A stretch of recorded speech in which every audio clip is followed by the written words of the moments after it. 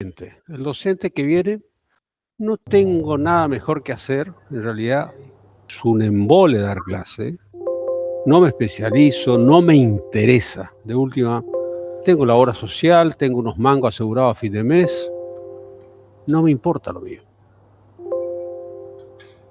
El otro uno es el alumno, el cual también hace más o menos un razonamiento similar. Antes de estar al Pepe en casa, voy a ir allá, total, me voy a juntar con algunos amigos, por ahí engancho algo, voy a tener motivos para juntarme los fines de semana. No me interesa absolutamente nada. El resultado de esa relación, en términos académicos, ¿cuánto es? 0. Ninguno obtiene nada a cambio.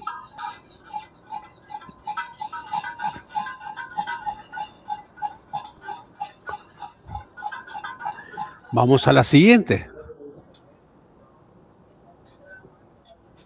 1 más 1 es igual a 1.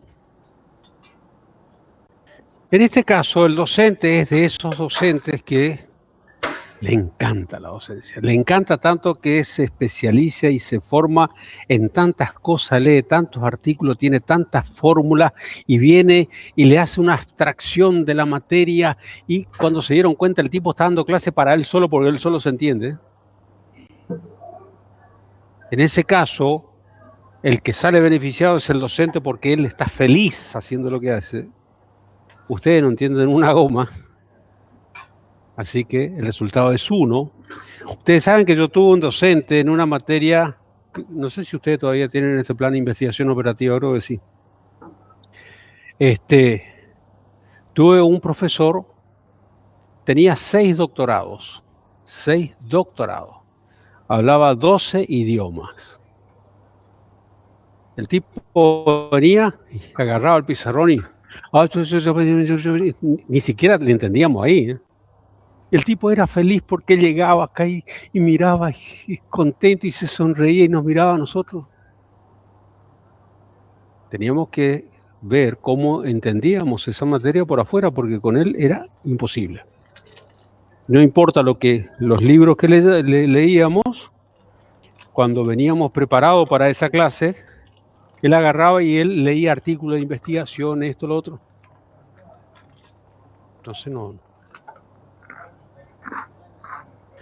Llegamos a esto. El docente se preocupa por enseñar.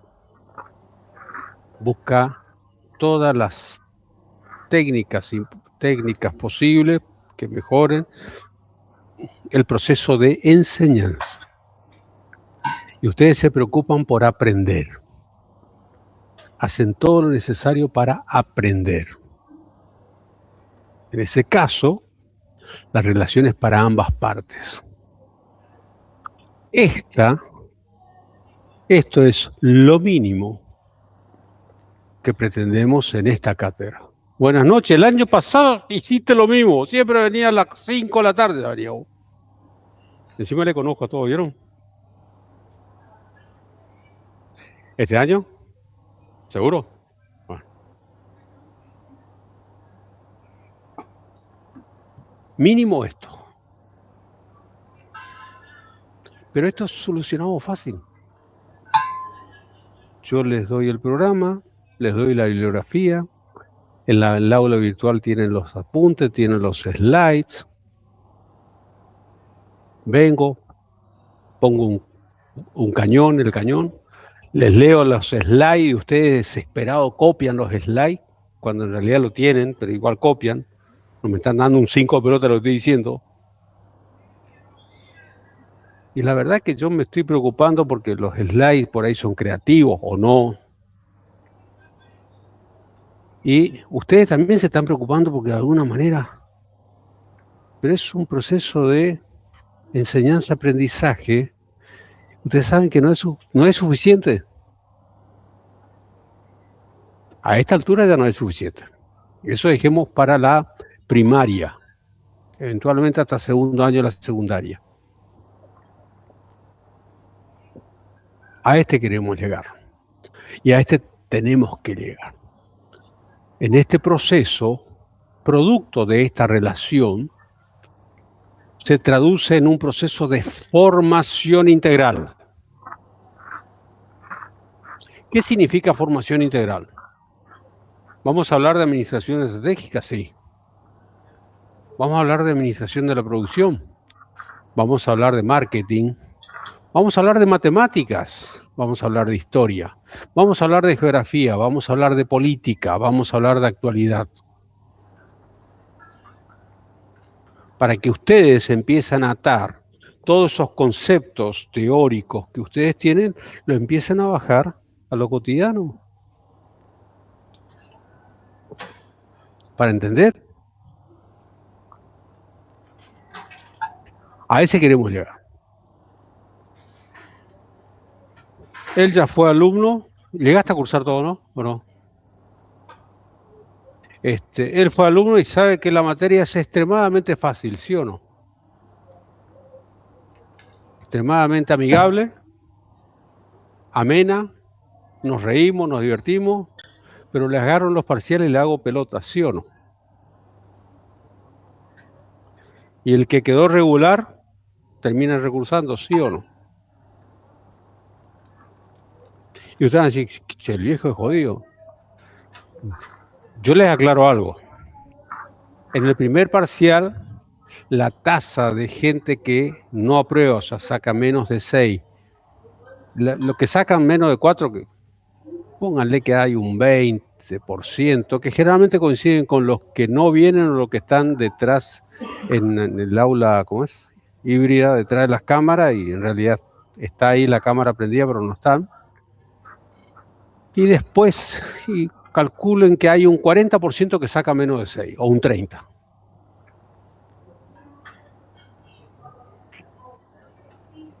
Como que ahí recién se les cae la ficha. Cuando repasamos inclusive el examen era todo fácil.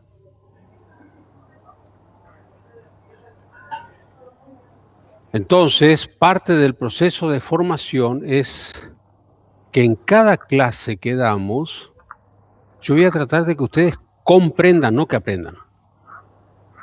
Aprender es una cosa, aprender es atrapar el conocimiento, ¿está? Listo. Ahora, ¿y lo comprendiste? ¿Qué es planear, por ejemplo? Y ustedes me van a dar la definición de Stoner. Planear es el proceso por el cual... ¿Y qué quiere decir? Y ahí sonaron. Pues se acostumbraron a repetir loros. Una de las primeras cuestiones que me piden es cuál es el libro de referencia, ¿correcto? Todos están apurados para saber cuál es el libro. El programa ya está levantado en el aula virtual, ahí están los libros. ¿Por qué? Porque sin duda, todo lo que yo voy a dar tiene un respaldo académico, bibliográfico. También ahí está el libro mío, la segunda edición, que todavía no publicó EduNam, ya lo va a publicar no sé cuándo, pero es una recopilación de todo.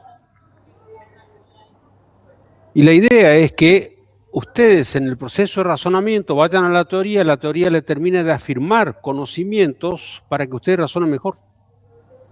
Pero como ustedes no están acostumbrados a este proceso, quédense tranquilos que en la parte práctica que le van a dar con la licenciada Gastelar los viernes, ella tiene un sistema de prácticos donde les obliga a aprender casi de memoria, cosa que ustedes se sientan felices en ese ambiente. Y después comparen.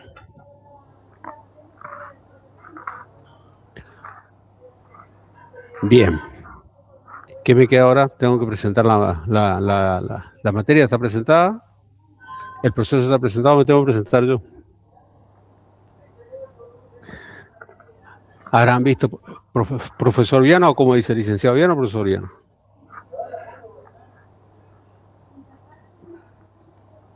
Yo soy Raúl Jorge Viana.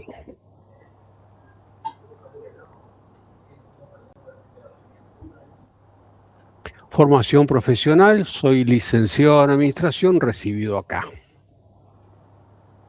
Soy magíster en administración, recibido acá. y soy doctor en administración recibido acá.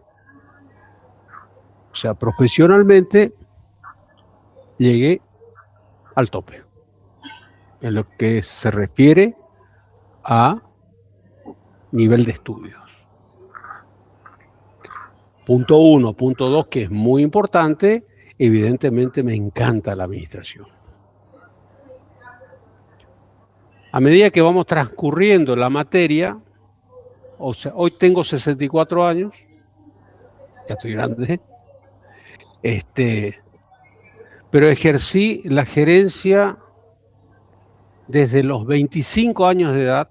Tenía 25 años cuando fui por primera vez gerente, y dejé de gerenciar a los 59.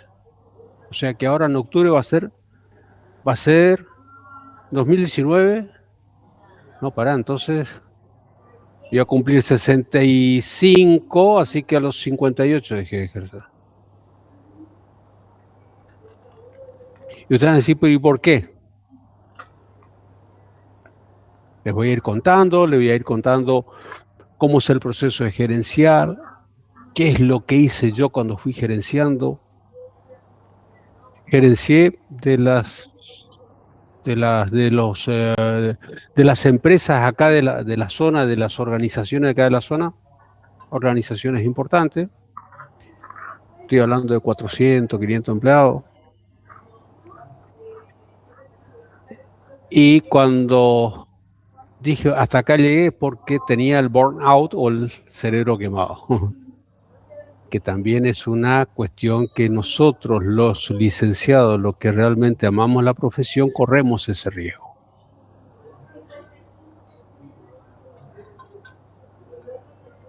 No sé si alguno de ustedes se inscribió para contador y ahora optó por ser licenciado. ¿Sí o no? ¿No? Pero, ¿qué diferencia hay entre una y otra? La formación nuestra, nuestra formación es para poder ver y entender el bosque. El contador, el árbol.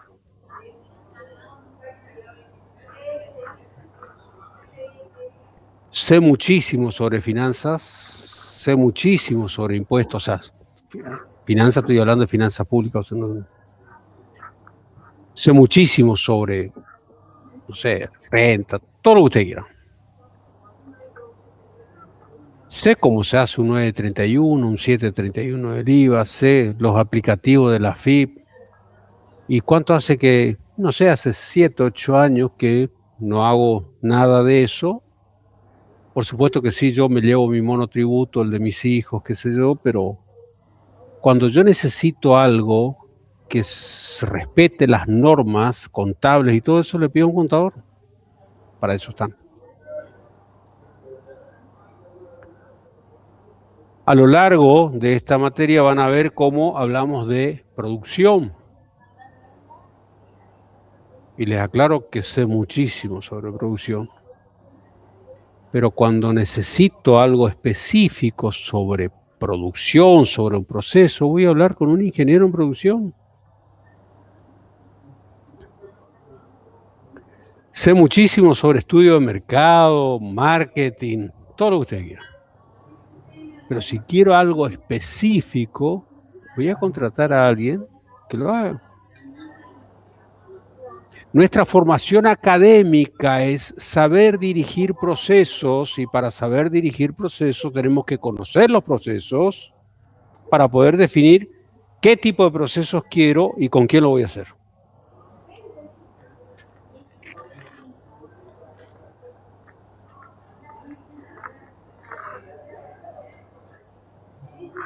Vamos a hablar de producción continua, producción intermitente, vamos a hablar de layout, vamos a hablar de diagrama de Gantt. Diagrama de Gantt es jugar al tatetí al lado de todo lo que es producción.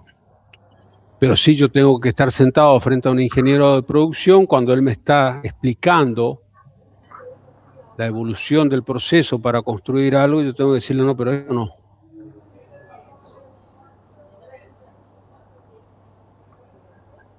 Para eso exige conocer el bosque completo. Cuando llegue el momento, vamos a hablar de costos. ¿Ustedes ya dieron costos? No, todavía no. Bueno, pero cuando den costo, van a dar costo al dedillo, qué sé yo, lo cual es muy bueno. Cuando les toque gerenciar, vamos a manejar 4 o 5 tipos de costos. Si quiero algo al detalle, le llamo a un contador y le digo, calculame el costo de esto. Y tengo que saber a ver si tenemos la variable correcta para hacerlo. Ese es el alcance de nuestro título de grado. Para que entiendan, o sea, a ver. Empezamos con administración estratégica, van a tener administración financiera, van a tener, ¿cómo es? Administración de personal, me van a tener que bancar a mí en 5º año. Administración de personal, administración de la producción, van a tener evaluación de proyectos, o sea, todas materias, ¿qué hacen?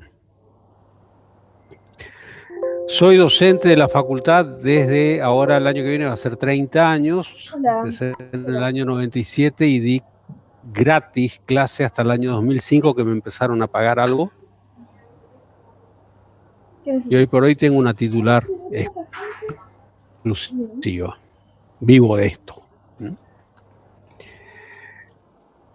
Vayan sabiendo que no importa lo que ocurra, no importa cuánta razón tenga o no, nunca en mi vida hice un solo paro. Y menos que menos acá. Porque si yo hago paro acá, los afectados son ustedes, no yo. ¿El comprobante del pago del impuesto a los sellos? Les aclaro. Buenas noches. El comprobante del Siempre pago hay alguien que llega más tarde. Un comprobante de que usted pagó. No puedo creer, te ganó. La transferencia, cuando se presentó. Claro, cuando se hace cualquier cosa. Y se pone colorada y tiene razón. Referido al auto como compra, venta. Pero les aclaro que no es solamente en esto, ¿eh? Yo cuando veo que los choferes hacen paro, tendrán sus razones, pero le joden al laburante, porque le joden al tipo que no tiene otra opción de... Está bien, los moto Uber por ahí contentos, ¿no? Pero... Débora Mariana, ¿quién es? Yo me estoy haciendo el trámite. Bueno, necesito.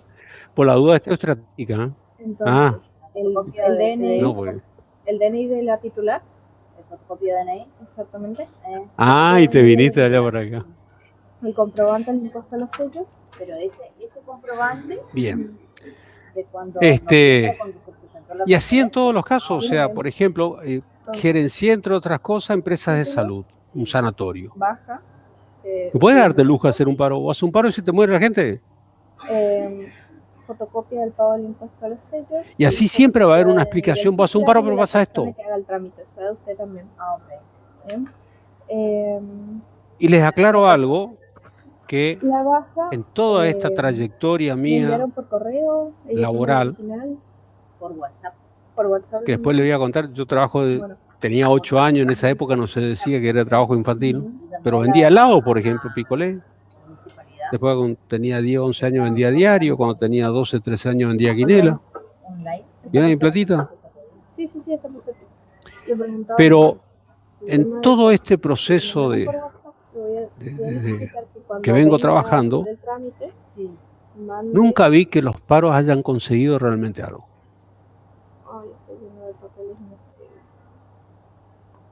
Hay una, no excepción, pero sí, era algo que le iba a terminar explotando a este gobierno, que fue este tema de la adecuación de los sueldos docentes y presupuesto y todo eso.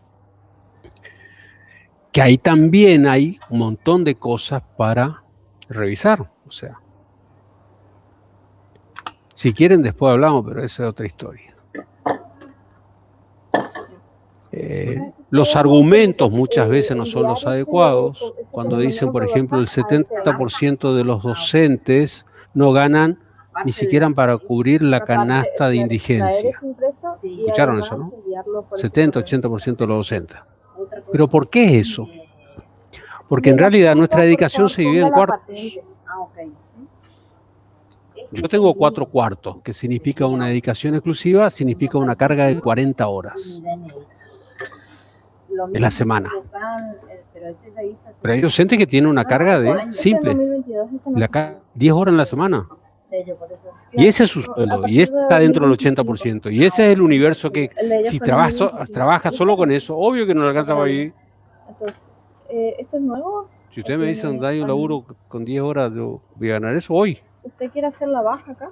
Entonces, por eso es que hay una serie de cuestiones que, pero más allá de eso, lo que a ustedes les tiene que importar es, yo opino que cada vez que el docente hace paro, el que se perjudica es el alumno. Porque sí o sí, cuando llega el momento del parcial, el docente termina tomando lo que dice el programa, quiere recuperar en una clase los días de paro que no tuvo clase. En concreto, terminamos en ese 1 más 1 igual a 1, ponele vos. ¿Está? Bueno, ya les dije, tengo 64 años, acá docente del año 97, también fui docente en el Dachari, gerencié, casado, 3 hijos, 3 nietos. O sea. Y a diferencia de otros docentes que dicen, no veo la hora de jubilarme, porque voy a cumplir ahora 65, yo digo, no, voy a seguir. Nosotros tenemos la opción de seguir 5 años más. El tema es, si en este lapso me doy cuenta que soy un viejo gagá que empiezo a hacer pelotudeces, ahí sí me voy a ir. Quédese tranquilo que de alguna manera uno se entera, esto es chico. Pero si no les voy a mentir, porque hay docentes que dicen, no veo la hora de jubilarme, y tienen 70 y todavía no se fueron.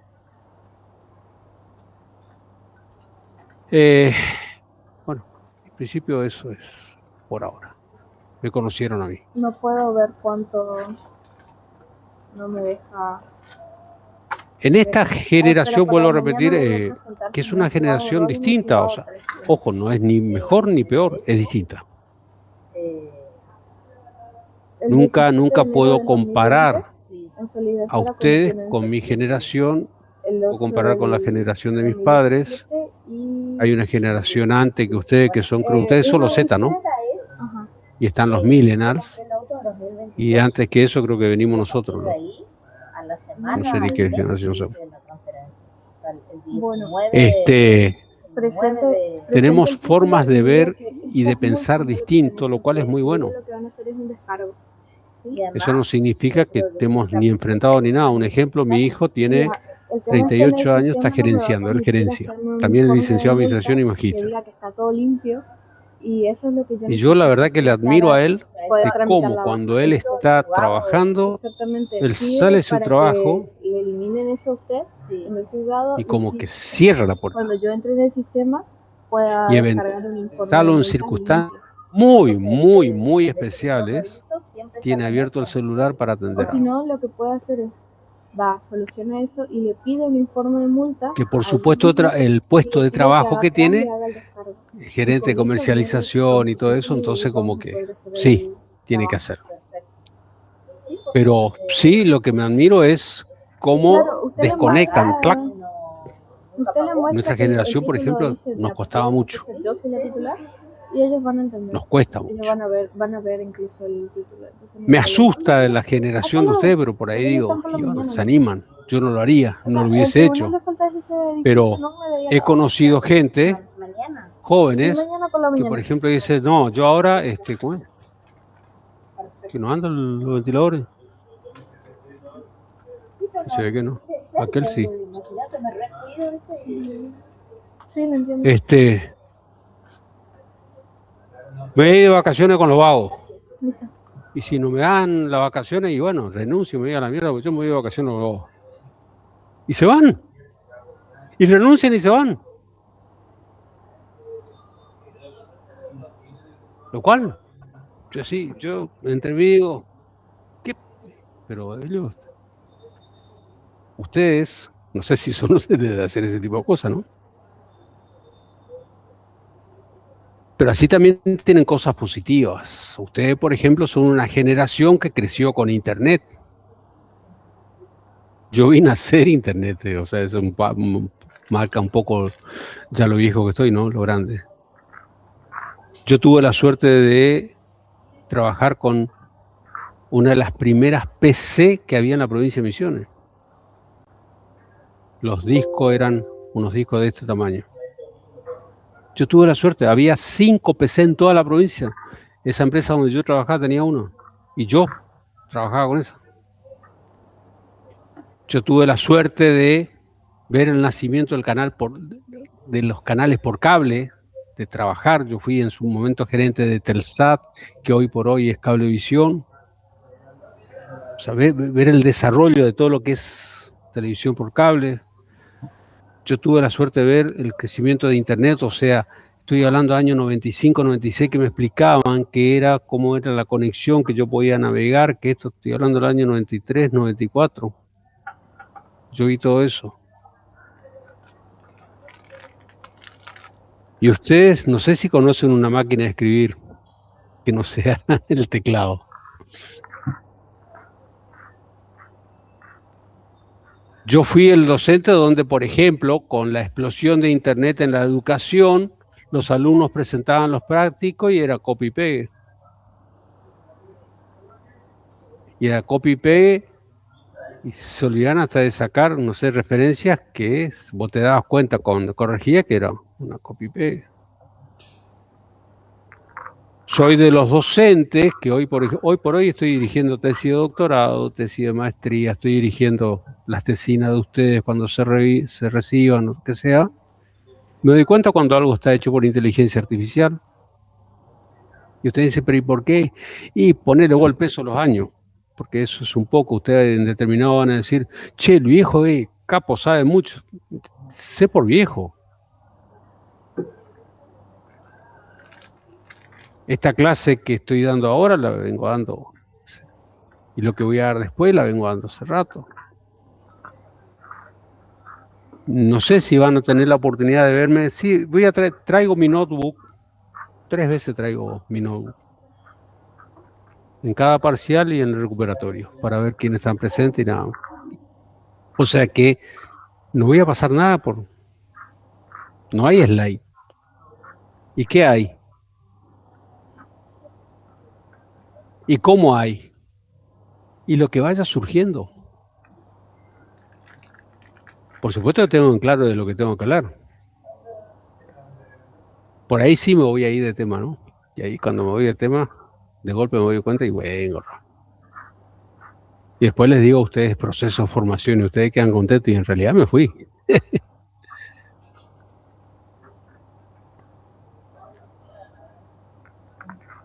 Muchos de los compañeros de ustedes, que los que se han recibido y los que están por recibirse y todo eso, eventualmente pregunten, pero eventualmente esta es la materia por la cual ustedes van a aprender a amar a la administración, a amar el oficio que eligieron.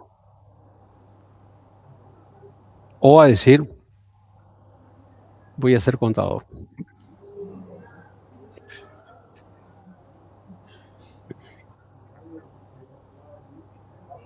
No sé cuál es el dicho más popular. ¿Será lo que debe hacer o serás abogado o será lo que debe hacer o serás contador? No sé cuál de los dos es el más popular. Bien. ¿Comenzamos? Ahora que viene usted, ahora comenzamos.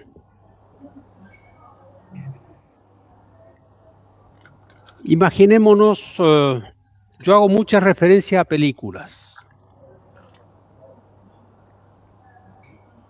Las películas, primero, me gusta mucho ver películas, me gusta mucho escuchar música, así como le dije AC/DC, le digo Depeche Mode, le digo Enigma, le digo Moby, por supuesto, Cerati, Redondito Ricotano.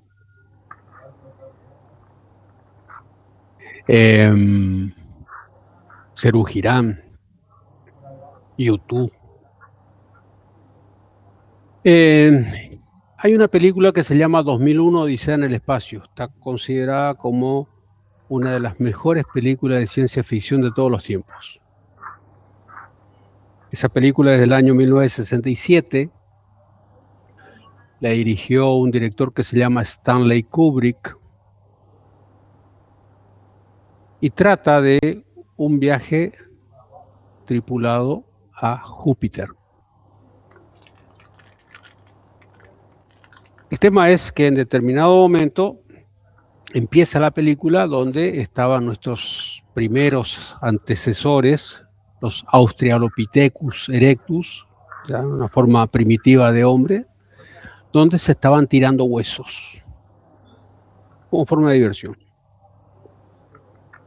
Hasta que alguien tira el hueso para arriba, levantan la vista y el que está arriba queda mirando el espacio.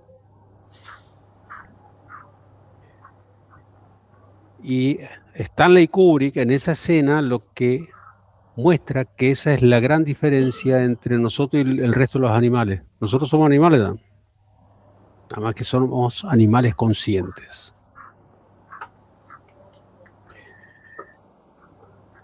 Es decir, ver el espacio, yo no sé si no lo hicieron todavía, es un ejercicio que les recomiendo hacer, no van a perder tiempo, al contrario, lo van a disfrutar y mucho. Es más, hay gente que por ahí le agarra un poco hasta de temor. No le aconsejo, hay que ver dónde, ¿no? Pero tiene que ser un lugar oscuro donde no agarre las luces de la ciudad, en lo posible una noche de invierno, cosa que esté totalmente seco el clima, entonces mirar el espacio. La pequeña nube de Magallanes, la gran nube de Magallanes. Mira.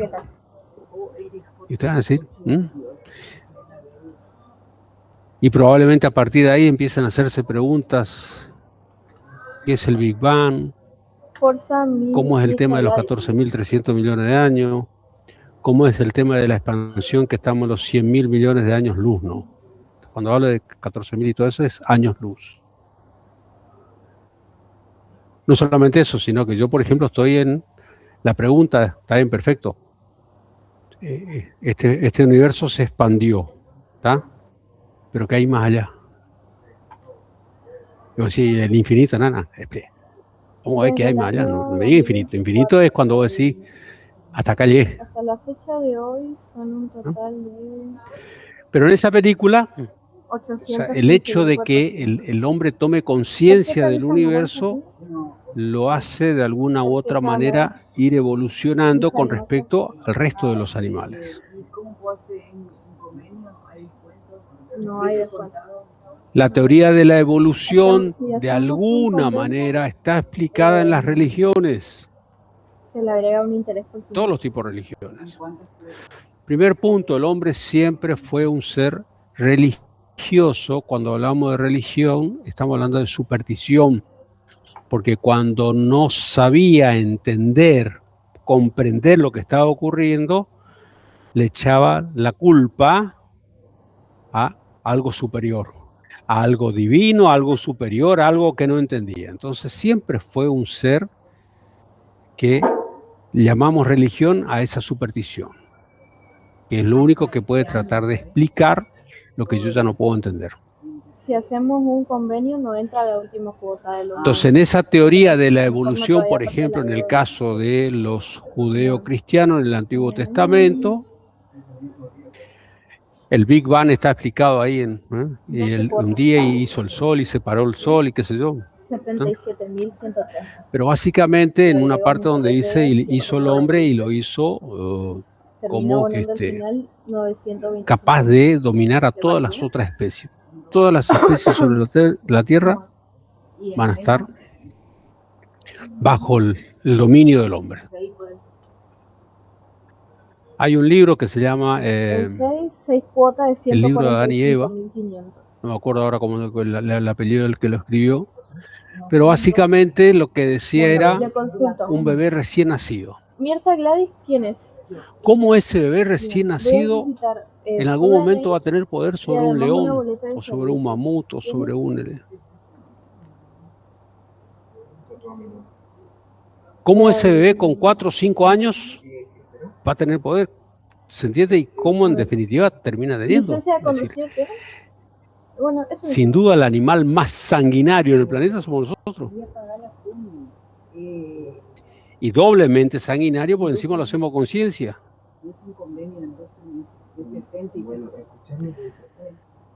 En esa evolución del hombre, Por eso le estaba preguntando. Si tiene tarjeta Por supuesto Visa que y Macro, estamos hablando, puede adherirse a la hora pónganle de 400 millones de años atrás.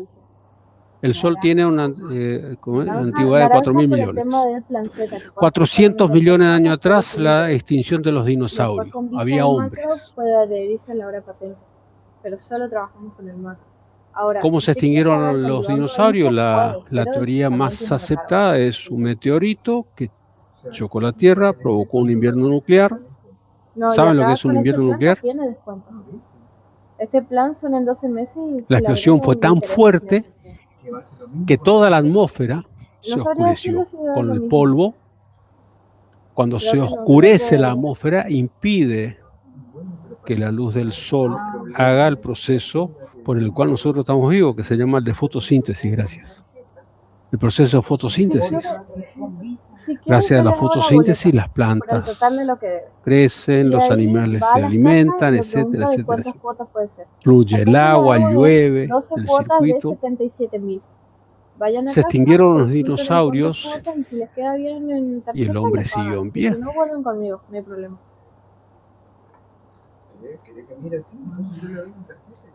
El Homo erectus es la versión anterior a nuestro. Nosotros somos los Homo sapiens. El Homo erectus es la versión anterior al Homo sapiens. Y el Homo erectus, una antigüedad de 80.000 años.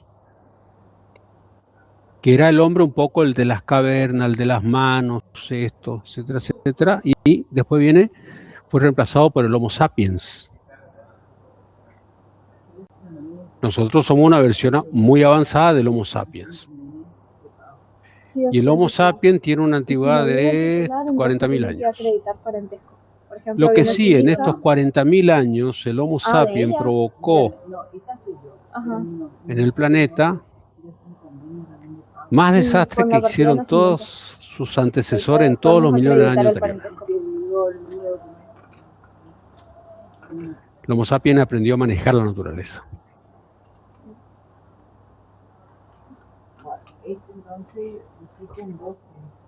Eran nómades, los recursos naturales eran abundantes. Las tareas que tenían que hacer era recolección, pesca y caza. Eran las únicas 3 preocupaciones que tenían, y buscar refugio, vivienda.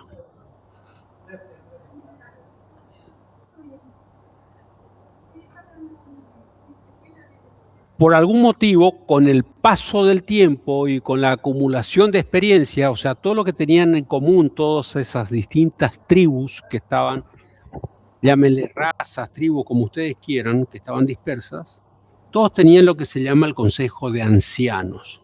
Le aclaro que en esa época el anciano tenía 40 años, 30 años. ¿Sí? Y que ese era el consejo que establecía más o menos y que iba acumulando conocimiento y transmitiendo de generación en generación a alguien que hacía las veces de jefe, de líder.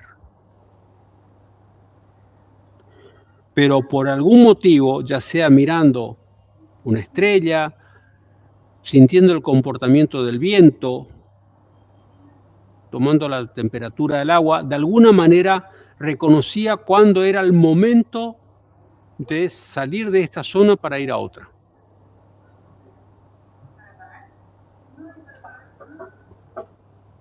Entonces, bueno, sigue la luna, esto, lo otro, listo, tenemos que empezar a movernos y vamos hacia allá.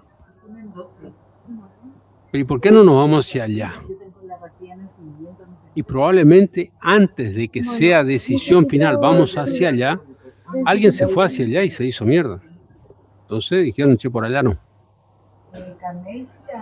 Su carnet de conducir y su DNI. Ahora, esa decisión de agarrar y decir a toda la tribu, tenemos que irnos de acá, no era que se levantaba, primero que había un líder. Bueno, ¿me dice el actual? Un líder que gerenciaba el proceso.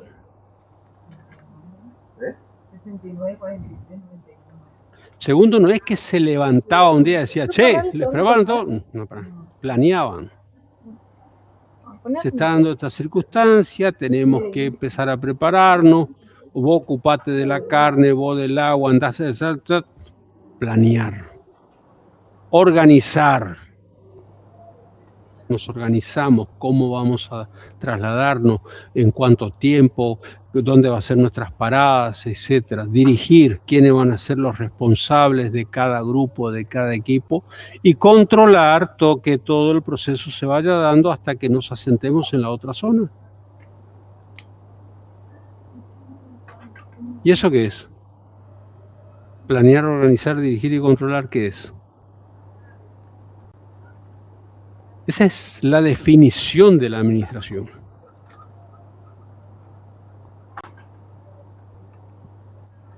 Con esto lo que le estoy queriendo decir, que la administración está en nuestra genética. Es inherente a nosotros mismos. Está en nuestro ADN. Vos no te levantaste hoy diciendo, a ver, ¿qué voy a hacer hoy? Ay, me voy a ir a estratégica. Obvio que viste que tenías que cursar, ya te inscribiste en la materia, ya sabías que era a las 4 de la tarde, te organizaste, porque no sé, no como ella que perdió el colectivo, no parecía. Pero te organizaste. Y sí, bro. Ahora cuando vayas, le tirás una piedra y le decís, licenciado Viana, licenciado Viana, bueno. Colectivo de mierda.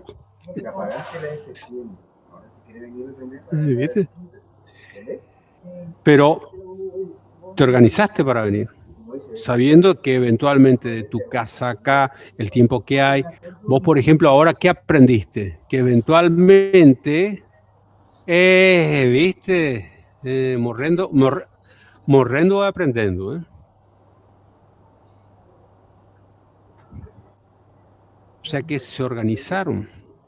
Hablaron con alguien, hablaron con personas, por ejemplo, no sé si viví, le dijiste, mamá, yo tengo clase a las 4, o, che, que nadie ocupe el baño, me tengo que bañar para ir a la facultad. Eso, porque el proceso de dirección significa la interacción con otras personas.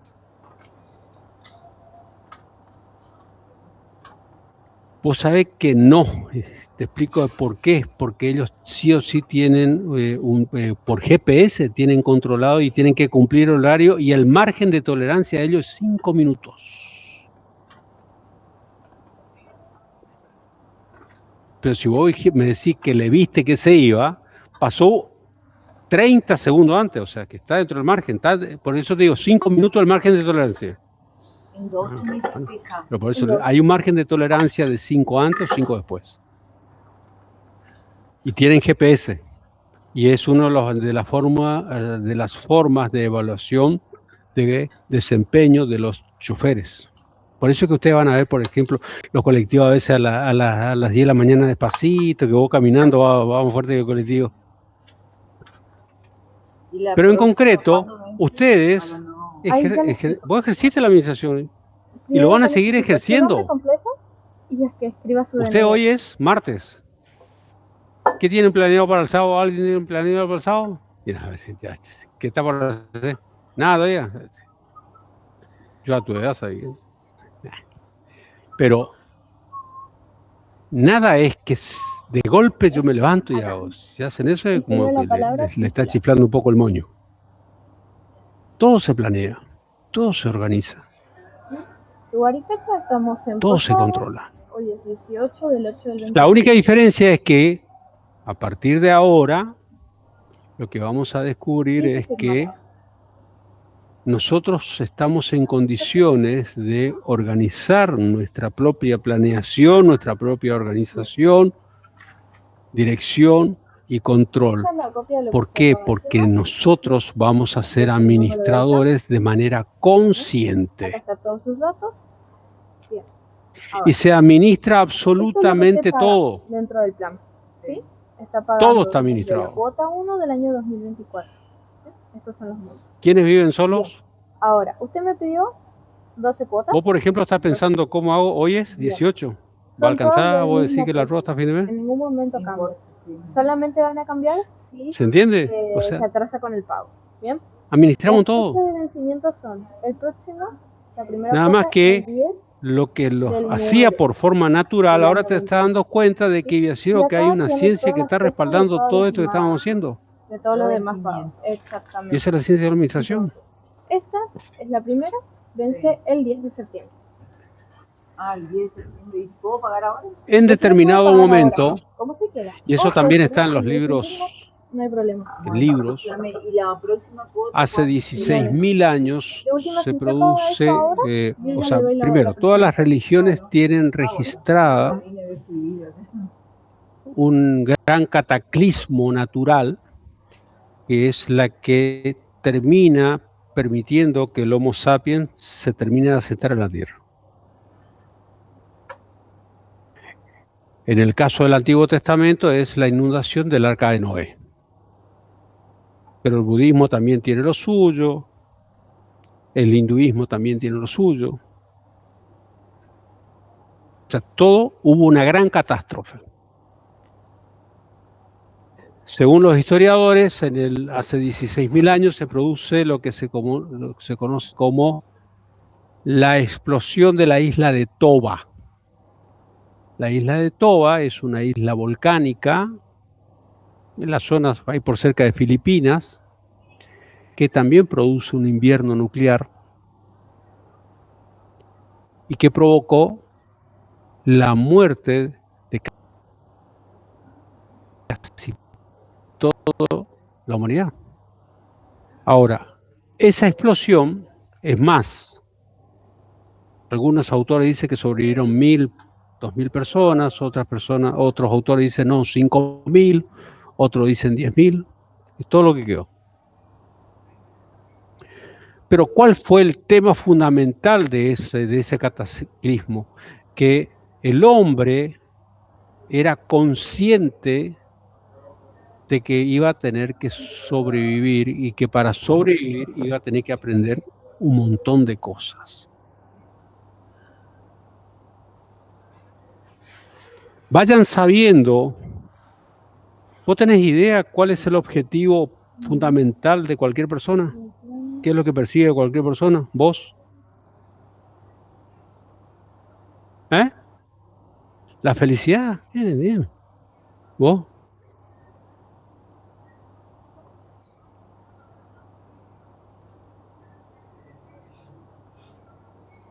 Sobrevivir. El objetivo fundamental es sobrevivir.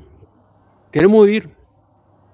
A partir de ese objetivo, vamos haciendo cosas para tratar de sobrevivir de acuerdo a los principios o a lo que yo espero como vida. Por ejemplo, ustedes están estudiando acá porque se supone que quieren sobrevivir el resto de sus días trabajando en una oficina, gerenciando, ganando bien, etcétera, etcétera, o si no, tengo que ir a ser de ayudante albañil o empleada en casa doméstica, lo cual no es un trabajo malo ni nada por el estilo, pero ustedes se supone que están haciendo esto buscando sobrevivir con cierto grado de comodidad. Y después descubrís quién era el que dijo felicidad, vos. Y después descubrís que resulta ser que a lo mejor tenés 5 doctorados, esto, lo otro, y la señora que trabaja limpiando tu casa es más feliz que vos. O sea que el concepto de felicidad es complejo, que también lo vamos a ver en la materia. El concepto de felicidad es complejo. ¿Qué se entiende por felicidad? ¿Independencia económica? El famoso contigo pan y cebolla existe. Y te va a pasar, andás sabiendo. No necesariamente en términos de pareja, pero contigo pan y cebolla significa hoy no tengo nada para comer, ¿qué hago? De alguna manera va a pasar.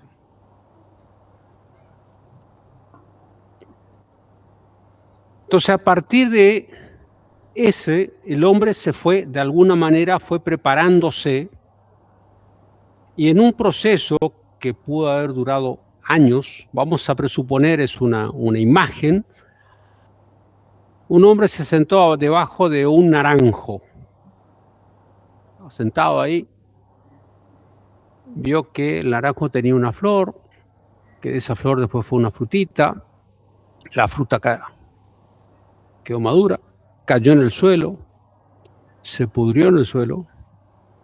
Donde se pudrió esa fruta, creció otra planta que empezó a crecer y con el tiempo estaba dando naranja. Con esta anécdota lo que estoy queriendo decir es que de golpe el hombre aprendió cuál era el proceso de la naturaleza. Y entonces dijo, yo puedo contribuir o puedo hacer y dirigir yo también este proceso. Y ahí nace la primera actividad transformadora del hombre.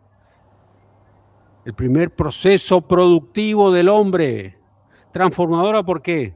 Porque es el hombre el que transforma la naturaleza. Ya deja de pensar solamente en las tareas de pesca, caza, recolección, para de golpe trabajar. Y la agricultura es la primera actividad transformadora del hombre. La agricultura trae aparejada otras cuestiones, por ejemplo, domesticación de animales, cuáles eran los animales aptos, o sea, no puedo ir a cazar mamut, bueno, a ver, que en vez de mamut, ¿qué puedo comer?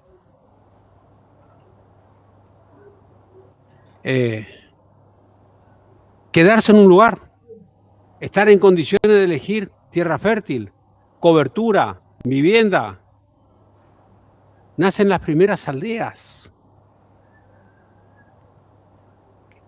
Y en esa aldea, de golpe, viene otro grupo de otro lugar que dice, che, no podemos quedar con ustedes, pero por supuesto sí hay mucho.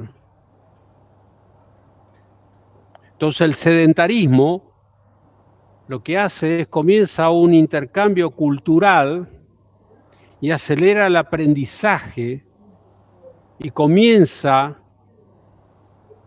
el hombre como un ser social. Gracias al sedentarismo nace la música, la escritura, la observación de las estrellas, la astronomía.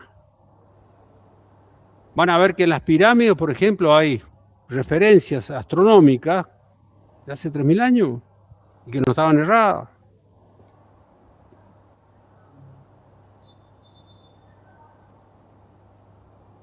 En todo esto, por ejemplo, también es bíblico.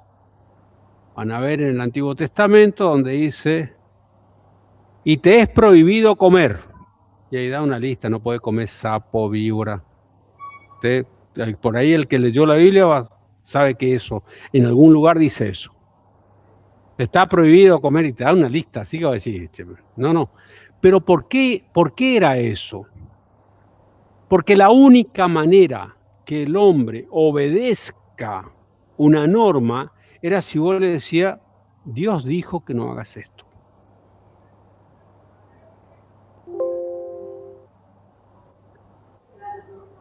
Si ustedes van en otras religiones, vamos a encontrar que Zeus dijo que no haga esto, el mar está embravecido, Poseidón está enojado con nosotros, tiren a 2 o 3 a ver si Poseidón se calma, chao. Y no se calmaba, entonces tiraban otros 2. Está muy malo con nosotros, ¿eh? ¿Te das cuenta que va solo el capitán? Y que no era solo ahí, porque después vos te vas acá, por ejemplo, y te ves la civilización inca, la civilización maya, la civilización azteca, también tenía altares de sacrificio. Y en el Antiguo Testamento ustedes van a ver que era muy común, muy normal sacrificar personas para agradar a los dioses. Y en los altares de sacrificio de los aztecas y todo eso, lo que se encontraban siempre eran huesos y restos de niños o de jóvenes. Porque era la forma de... Y era una cultura aceptada. Y los padres estaban contentos de que mi hijo va a ser sacrificado para que todos estén, para que todos tengan para comer. Pero la única forma que se entendía era si se le decía, Dios dijo esto. Ahora, ¿por qué? Porque más de uno habrá comido o una fruta que no tenía que comer, o un animal que no tenía que comer y murió. le dio diarrea, no sé, de todo. Entonces dijeron, che, este comió tal cosa, listo, vamos a prohibir esto. Entonces sale, Dios me acaba de decir que esto no se come. Y todo eso se fue pues poniendo por escrito. Las primeras referencias a las primeras escrituras datan del año 6000 en el Imperio Sumerio. La primera gran civilización es la civilización sumeria. Para los que por ahí, no sé, por ahí les copa todo lo que es Egipto y las pirámides, Sumeria tiene pirámides y edificaciones que tienen 1000 años más de antigüedad que las egipcias, con conocimientos mucho más grandes.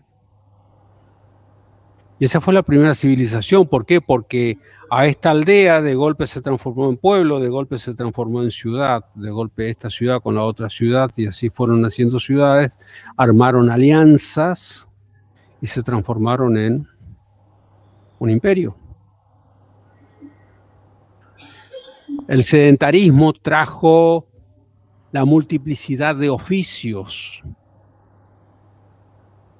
Hubo gente que dijo, yo la verdad que no tengo ganas de ir a palear la tierra ni plantar nada, pero yo sé hacer sillas. Entonces yo voy a hacer sillas y con estas sillas, che, mirá esta silla, ¿cuánto vale? 5 tomates y 10 zanahorias, ¿listo? Artesano. Hubieron otros que dijeron, mirá, yo no quiero trabajar. Voy a esperar que todos laburen, voy a afano y está, listo. Entonces, como pasó eso, vienen otros y dijeron, che, para que nadie te robe, nosotros, y ahí nacen los ejércitos. Y cuando nacen los ejércitos estaban obligados a cuidar a los ciudadanos. Entonces, como estaban obligados a cuidar a los ciudadanos, yo tenía que pagar a los ejércitos. ¿Cómo hago para mantener los ejércitos? Entonces tengo que cobrar tributo, impuestos. Punto 1, punto 2, salir a su vez a la conquista de más territorio para ver si consigo más riqueza.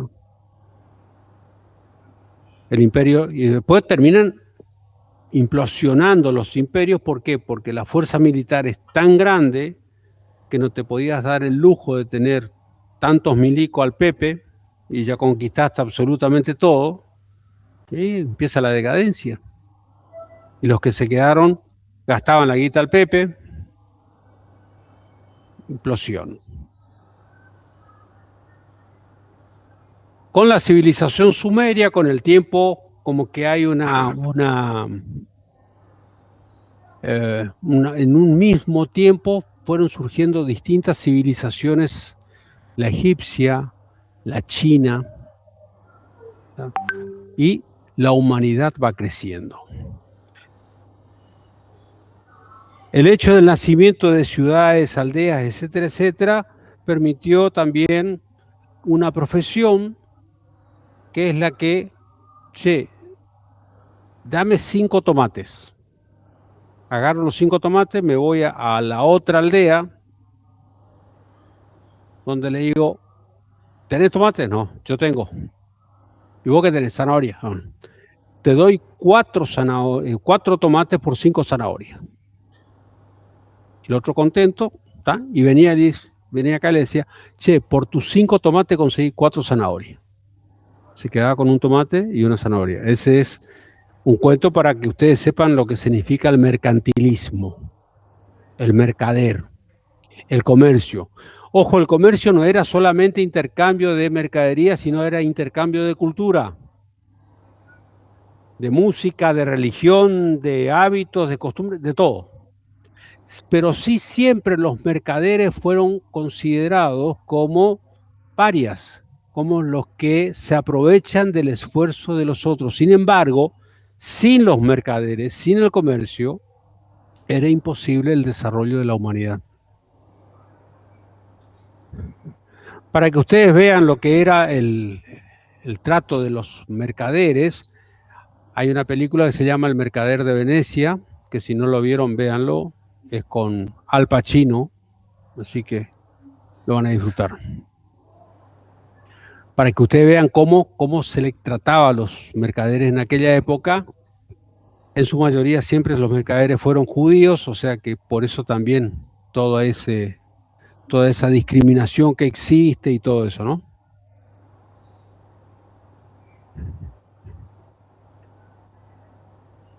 La humanidad fue desarrollándose más o menos de manera tranquila, sin grandes avances.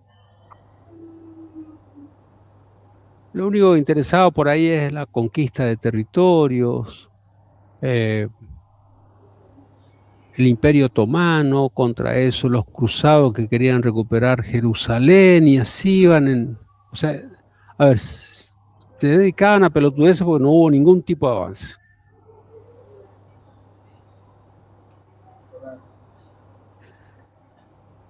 Hasta que llega, que también nadie sabe cómo, pero en distintos puntos de Europa, no solo de Europa sino también de Asia, se conoce o empiezan a ver máquinas a vapor.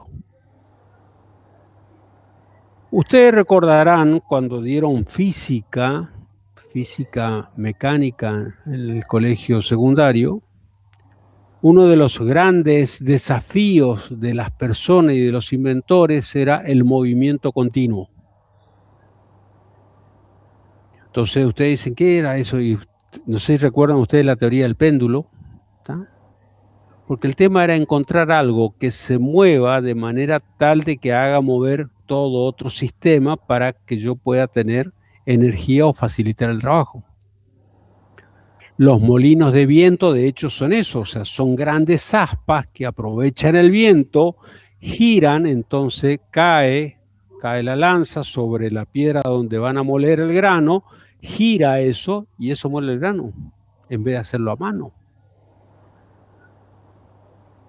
Los molinos de agua, lo mismo. Llevar agua a las alturas era aprovechar la rueda que iba llevando, pero básicamente la fuerza motriz de esa rueda era el agua cayendo. Pero había sequía y terminaba el movimiento. No había viento y no podíamos hacer nada.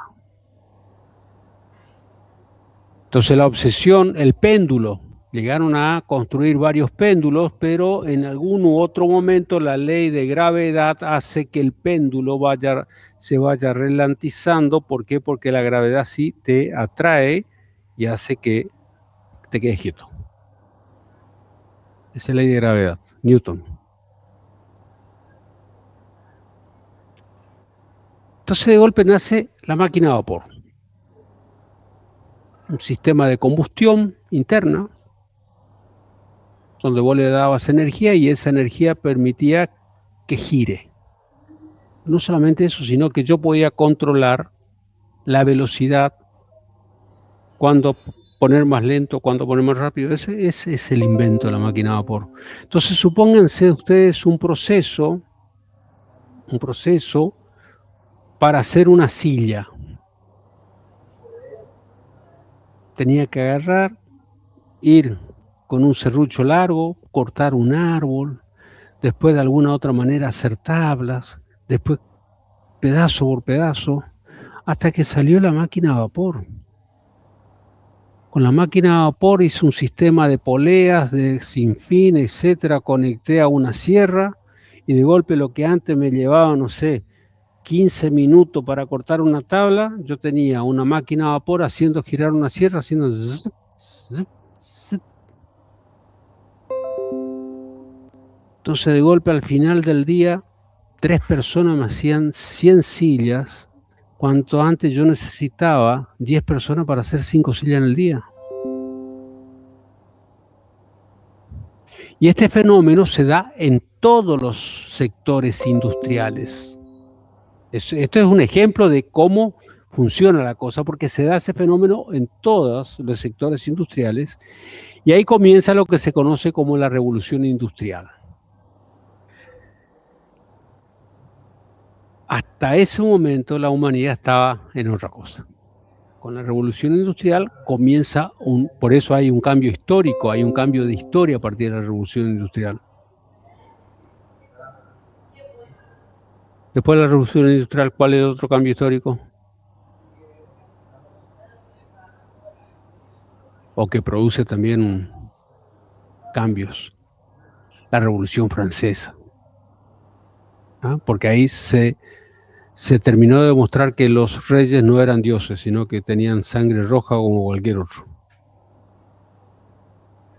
Entonces, con la revolución industrial se produce el éxodo del campo a la ciudad. ¿Qué significa eso? Yo estaba en el campo y escuchaba que en la ciudad, vos sabías que en la ciudad la silla está a 2 pesos y que tenés silla, tenés todo y hay trabajo y hay todo, y claro, porque era una demanda que recién empezaba. Entonces la gente deja el campo y va a la ciudad. Es el primer éxodo masivo del campo a la ciudad. Todos los que emigraron se asientan en los cinturones o lo que en ese momento son considerados los cinturones industriales de las grandes ciudades. No digo que sean similares, pero casi similares a lo que hoy son los cinturones de pobreza en el cono urbano o en algunos de nuestras ciudades. Ya también tenemos cinturones de pobreza. Y ahí se concentraba la gente, porque la gente venía y de alguna manera tenía trabajo. ¿De qué? Y de lo que sea. Había criadores de cerdo, había criadores de aves, entonces la tarea era matar y desplumar aves, matar y cuartizar cerdo, hacer muebles, lo que se le ocurra, porque en todos los sectores industriales se produjo eso. De todas maneras, así como estamos hablando de un logro que permitió el avance de la humanidad, también estamos hablando de uno de los grandes genocidios que nos da la historia. La gente moría como mosca, porque vivía en espacios donde no había agua potable, no había red de cloaca. De hecho, ni siquiera en las ciudades, o sea, ciudades como París, como eso, por ejemplo, el famoso agua va. ¿Ustedes tienen idea de lo que significa agua va? El pis con la caca, en un balde. Agua va a la calle. Y si te agarras, te agarras. Por lo menos te avisaban. Pero más allá de eso, en esas condiciones prácticamente infrahumanas, vivían esas personas. La peste negra, la peste roja, la peste verde, el cólera. Mataban miles de personas. Una de los bienes industriales más preciados era el carbón vegetal, porque el carbón vegetal era lo que generaba la energía, hasta que después aparece el petróleo, ¿no? Que generaba la energía de las máquinas. Entonces el negocio para los que tenían dueño de minas, el negocio de una mina, ¿cuál es? Obvio que es lo más chico posible, porque así no necesito apuntalar tanto, porque si tengo que apuntalar, tengo que gastar mucha guita en hacer la infraestructura para aguantar. Entonces, en esas minas chiquitas se ponían chicos a trabajar, a extraer carbón vegetal. Chicos que a los 14 o 15 años se morían porque tenían los pulmones cristalizados, porque, respiraban y aspiraban el polvillo del carbón vegetal. Morían como moscas. Y del otro lado estaba la otra clase que era la que disfrutaba de todo ese crecimiento, la que tenía guita y que morían en esa época ya a los 60 y pico de años. Pero antes de ese gran proceso de la revolución industrial, o sea, más o menos en forma conjunta, porque se va dando todo más o menos en la misma época, en el mismo tiempo, se empieza a hablar de determinadas cuestiones. Se empieza a hablar y se habla de economía. ¿Por qué? Porque aparecen personas que dicen, che, ¿ustedes se dieron cuenta que cada vez hay más gente y la cantidad de recursos es lo mismo? Y de eso trata la economía. La distribución de bienes o la redistribución de bienes escasos ante necesidades infinitas. Eso es economía. Y hay muchos que opinan, por ejemplo, uno de ellos fue Schumpeter, donde decía, Schumpeter era un monje encima, un monje católico, decía, che, no está bien que venga alguna peste y que mate a algunos millones, porque eso hace que después haya menos demanda de productos, porque la economía no tiene la fuerza para producir para todos ellos. Pero aparece un señor que se llama David Ricardo, uno de los padres de la economía, y que es el primero que empieza a hablar en serio de qué es lo que es economía. Empieza a hablar en serio de que hay que empezar a administrar los recursos para que alcance, que los recursos no son infinitos. Entonces, David Ricardo lo que crea son los factores de producción, que es tierra, trabajo y tecnología. David Ricardo dice que, entre otras cosas, ¿no? Es que ustedes ya dieron economía, o sea que esto estamos repasando lo que ustedes ya saben. Pero David Ricardo dice que el que genera la riqueza es el dueño de la tierra. De ahí viene el término terrateniente.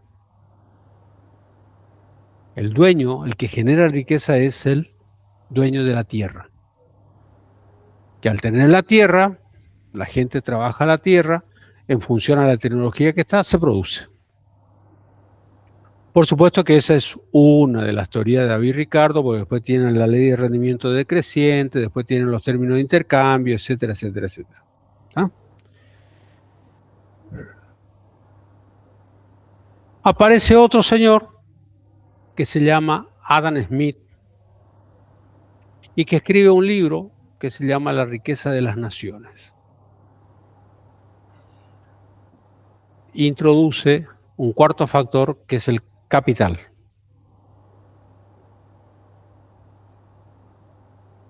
El capitalismo es metido dentro de la ecuación económica como el modelo económico para una ideología política.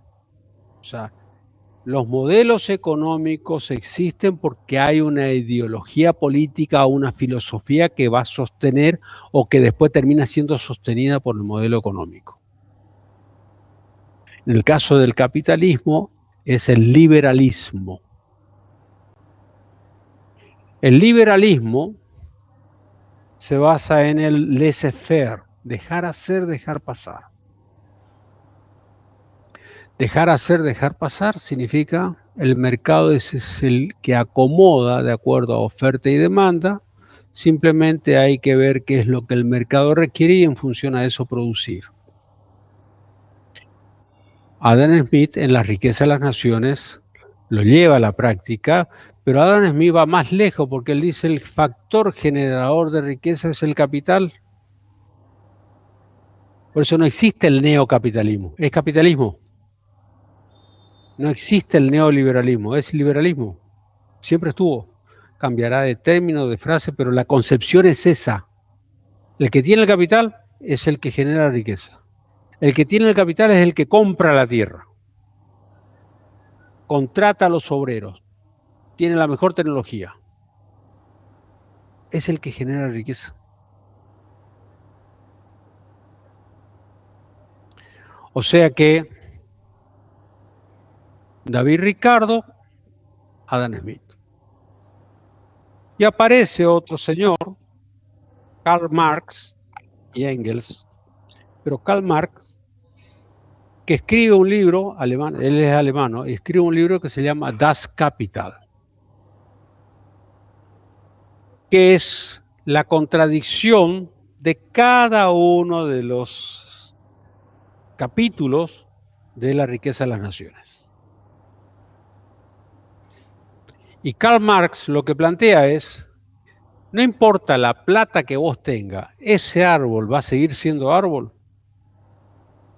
hasta que venga una persona y con la fuerza de su trabajo transforme el árbol. Esa persona, con el uso de la tecnología, con conocimiento, con todo, es la única capacitada de que ese árbol se vuelva silla. Esa era la teoría de la plusvalía. O sea que el factor generador de riqueza es el trabajo.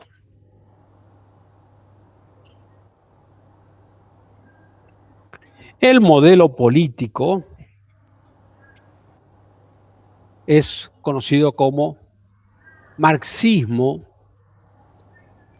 Algunos dicen socialismo, yo no estoy muy convencido de decir socialismo, pero marxismo porque vamos un poco más a la izquierda y probablemente encontremos ahí que el modelo económico sea el colectivismo y todo eso, ¿no? Pero lo que les quiero decir es que ambas teorías, por supuesto que la de David Ricardo quedó ahí para la foto nada más. Pero ambas teorías, la del capitalismo se aplica en la revolución industrial. Adam Smith escribe su libro con la revolución industrial y da razón al crecimiento y a la revolución que se produce en términos de economía en su libro. En 1917, con la revolución rusa, la caída de los zares, ahí el marxismo prueba su teoría, con lo que termina siendo después la Unión Soviética. Estamos hablando de Lenin, Trotsky, Stalin. Y ambos modelos van estando a la par. ¿Se ponen en la práctica? Ambas filosofías políticas se ponen en la práctica.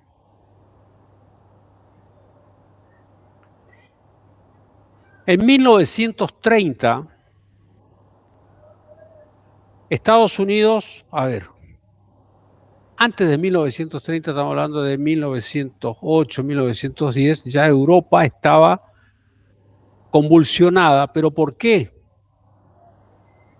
Porque el imperio austrohúngaro, que es Alemania, fueron muy buenos en su proceso de revolución industrial. Producían lo que querían al menor costo posible y se dieron cuenta que no tenían mercado. Y cuando no tenés mercado, tenés dos formas de ganar mercado. Opción 1, la negociación. Opción 2, la conquista.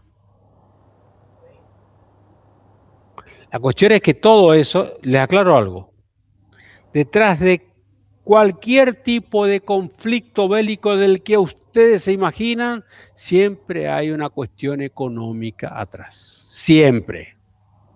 Lo hacemos por alá y que minga. Economía.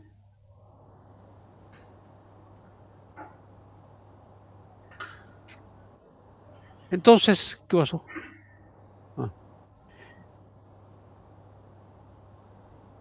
Estados Unidos empieza en un proceso de industrialización también, pero en algún momento como que la oferta empieza a superar la demanda, entonces como hay sobreproducción, empieza a haber desocupación, las empresas empiezan a producir menos, y Estados Unidos había inaugurado lo que se conoce como la bolsa de valores, el mercado de valores.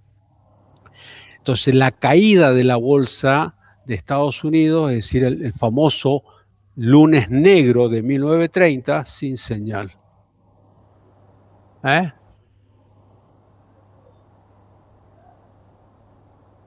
¿Martes? Martes negro. Hizo que de un día para el otro la desocupación en Estados Unidos era el 60%. 60%. Los billetes de Estados Unidos, vos podías tener un montón así de billetes, no valía nada. Igual que los nuestros ahora. Como que todo se fue a la miércoles.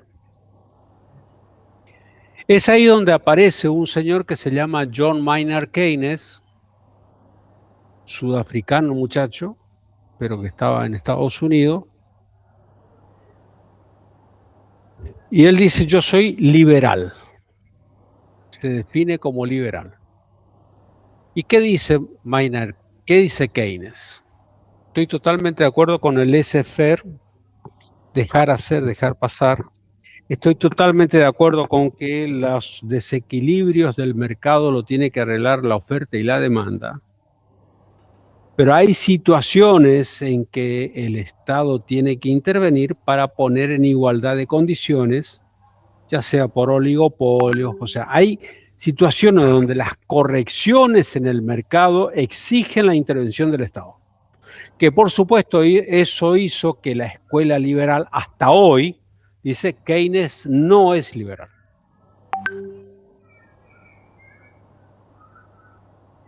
Igual que Joseph Stiglitz, los liberales también dicen Stiglitz no es liberal. Sin embargo, Keynes aplica elementos relativamente sencillos. Hoy lo vemos sencillo, ¿no? Pero él dice, por ejemplo, tenemos que reactivar la economía. ¿Cómo reactivamos la economía? Simple. Como Estado vamos a contratar personas para hacer pozos. ¿Hacer pozos? Sí. ¿Listo? Entonces, venían las personas, venía el hombre, ¿qué tengo que hacer? Hacer pozos, listo. Esa persona que estaba desocupada iba a su casa, le decía, conseguí trabajo, me van a pagar X cantidad de dólares, así que eso es plata seguro, andá y pedile a la kiosquera que nos fíe porque yo ya le voy a pagar el... Y así como esos fueron varios, entonces la kiosquera que antes vendía 1 kilo de harina, de golpe dijo, che, necesito 10 kilos de harina. Entonces la kiosquera le dijo al mayorista, che, en vez de 10, de 1 kilo, tráeme esto. Y el mayorista le dijo, che, en vez de 100 bolsas, quiero 1000 bolsas. Pero cada vez que se replicaba eso, eran más puestos de trabajo en esos sectores que se iban agregando porque estaba habiendo mayor producción.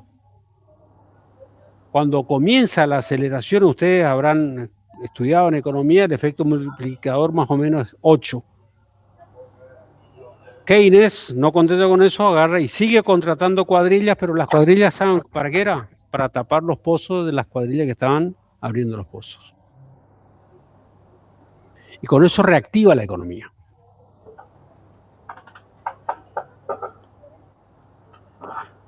¿Ustedes creen que se aplicó alguna vez algún modelo similar? ¿Tienen idea? 2001, ¿se hizo eso acá? Nada más que nadie, o sea, para que esto funcione tiene que haber la cultura del trabajo. Cuando se salieron los famosos planes trabajar, era el que estaba sin trabajo, tenía que después venir a justificar dónde estaba prestando el servicio para que con ese subsidio se iba cobrando el subsidio para que el kiosquero venda más y después terminar insertándose otra vez en el circuito formal. En esa época seguimos trabajando, ¿no?, con mi señora en una parroquia, y venían y le decían al padre, fírmeme, y el padre dice, no, yo te firmo, pero vení por lo menos a limpiar los salones de catequesis, vení 2 veces a limpiar la parroquia en la semana. Nah. Y ahí nacen los punteros que firmaban, listo, ahí. Pero el concepto no está mal. El concepto está mal si perdiste la cultura del trabajo.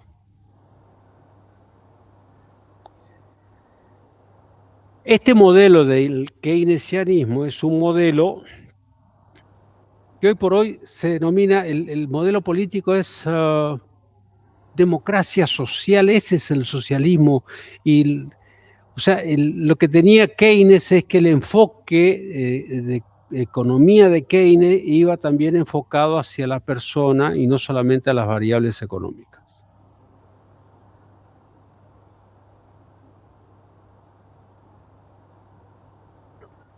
Y esto a grandes modos es lo que ustedes dieron en macroeconomía. Después habrá algunos detalles, pero no tiene importancia. ¿Por qué cuento esto?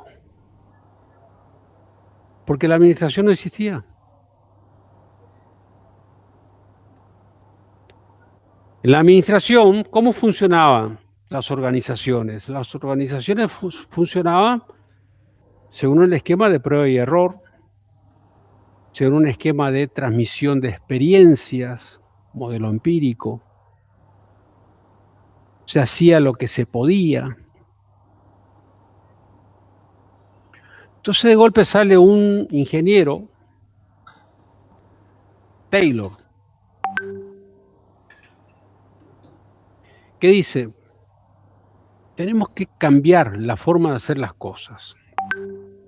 Y arma lo que se conoce como el esquema metodológico de Taylor.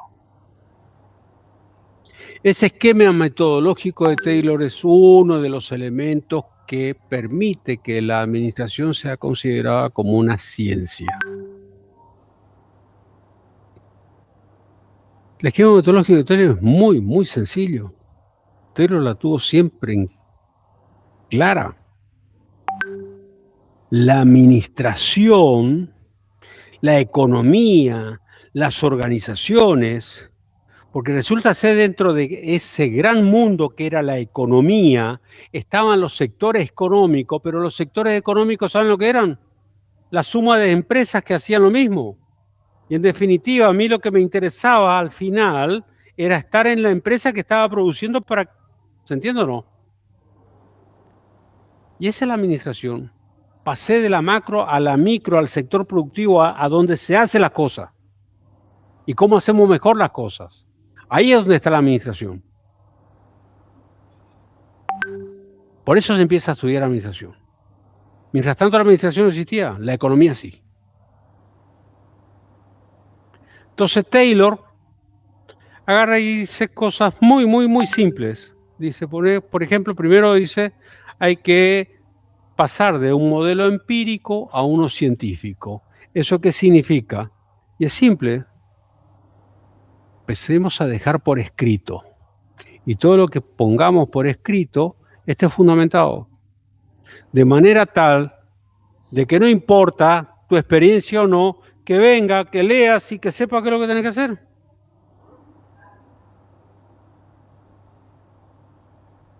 Taylor agarra y dice, hay que seleccionar al obrero. Taylor se da cuenta que las organizaciones se mueven porque la gente trabaja, es la gente la que produce. O sea, Taylor le termina dando razón a Marx. Seleccionar al obrero. ¿De acuerdo a qué? De acuerdo al tipo de tarea que vas a hacer. Antes de eso, ¿cómo era?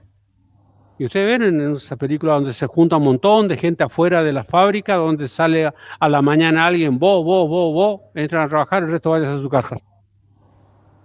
Y a lo mejor te daban trabajo vos para descargar bolsas en el puerto y obvio que no podés.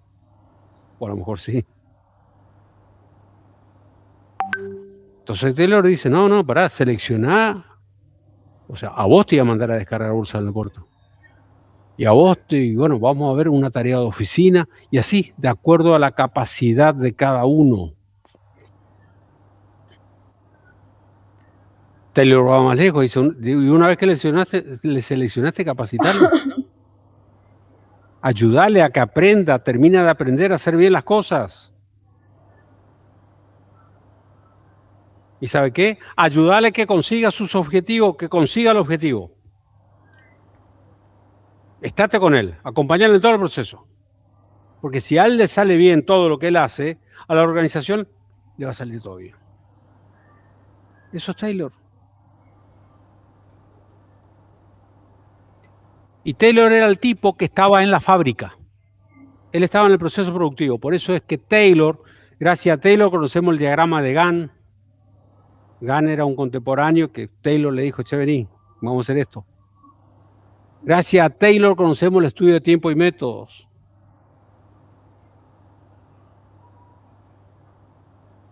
Contemporáneo a Taylor,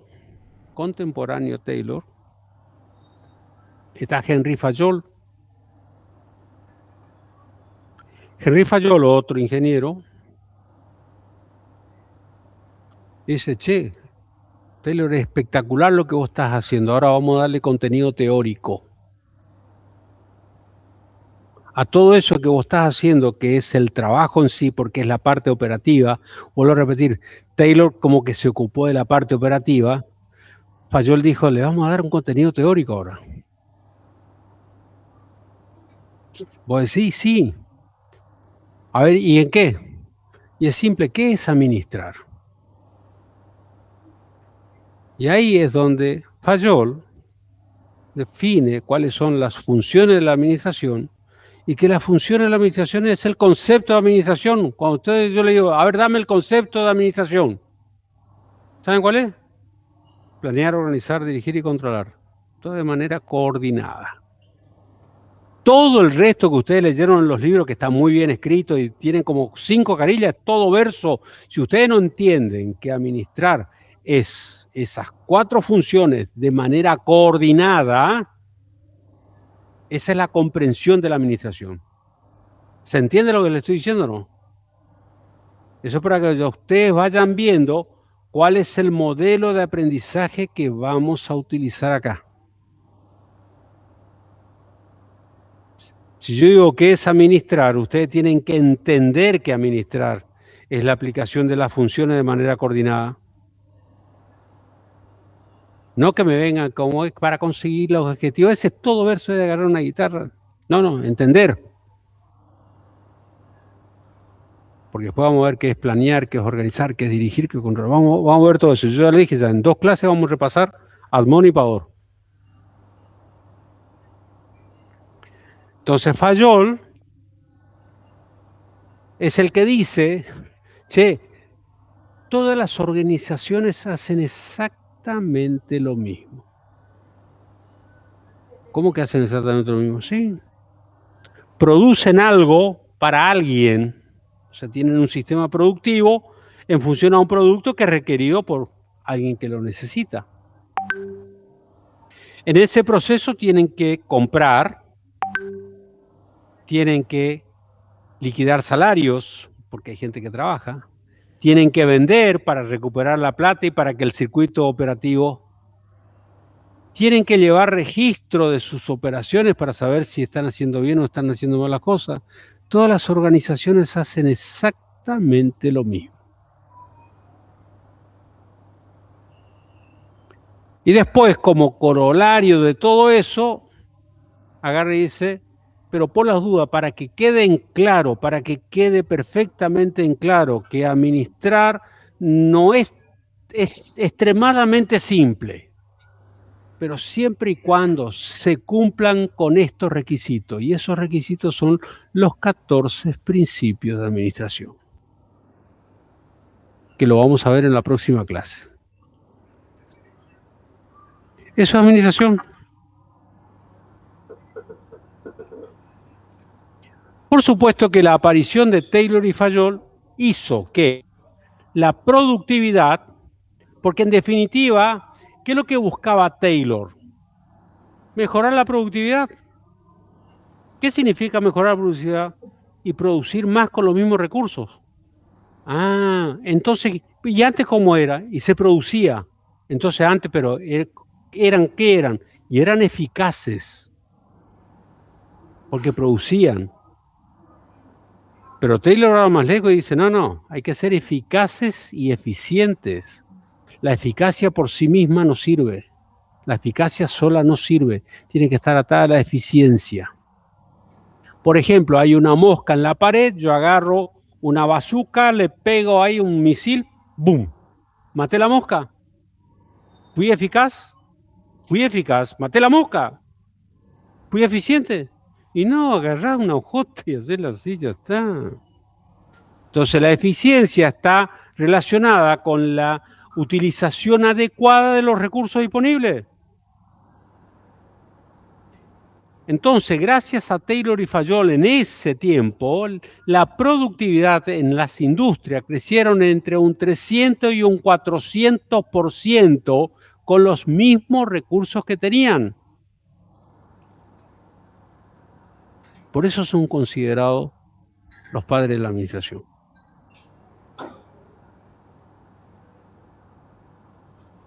Nos vemos el lunes. ¿Está interesante o no? ¿O aburrido como lo vieron? Pues si está aburrido, traigo nomás los slides y le paso.